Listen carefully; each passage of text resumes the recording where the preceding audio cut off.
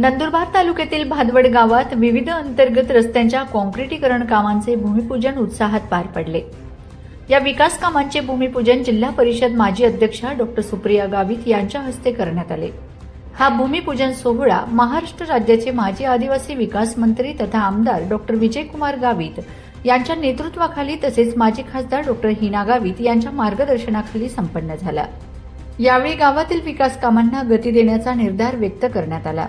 कार्यक्रमाला भाजपा तालुका अध्यक्ष दीपक पाटील यांच्यासह भादवड गावातील श्रीराम पाटील, चंद्रकांत पाटील यांच्यासह मोठ्या संख्येने ग्रामस्थ उपस्थित होते।